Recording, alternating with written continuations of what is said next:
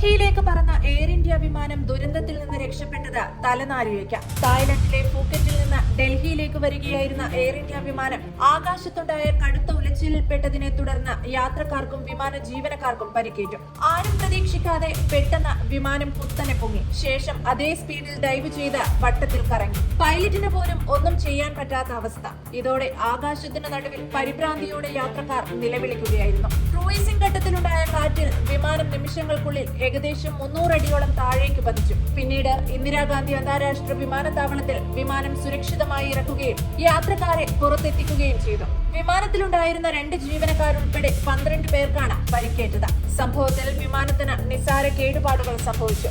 സംഭവത്തെ തുടർന്ന് കുറച്ച് യാത്രക്കാർക്കും ജീവനക്കാർക്കും നിസ്സാര പരിക്കേറ്റിട്ടുണ്ടെന്നും ഇവരെ വിമാനത്താവളത്തിലെ മെഡിക്കൽ സെന്ററിലേക്ക് മാറ്റി പരിശോധന നൽകിയതായും എയർ ഇന്ത്യ സ്ഥിരീകരിച്ചു. പരിക്കേറ്റിട്ടുണ്ടെന്നും ഇവരെ വിമാനത്താവളത്തിലെ മെഡിക്കൽ സെന്ററിലേക്ക് മാറ്റി പരിശോധന നൽകിയതായും എയർ ഇന്ത്യ സ്ഥിരീകരിച്ചു. പരിക്കേറ്റവരിൽ 7 പേരെ ഡൽഹിയിലെ Fortis flight lieutenant Rajan tell ആശുപത്രിയിൽ വിദഗ്ധ ചികിത്സയ്ക്കായി പ്രവേശിപ്പിച്ചു.